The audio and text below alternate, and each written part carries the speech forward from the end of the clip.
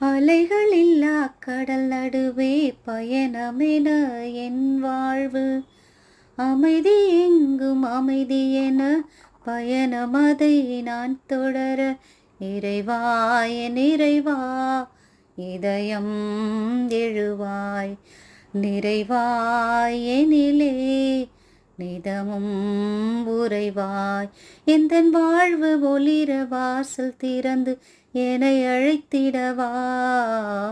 வைகரை பொழுதின் வசந்தமே நீவா, விடியலை தேடும் விழிகளில் ஒளித்தா, வாழ்வு மலர்ந்திட வான்மழை எனவா, வழிருளினிலே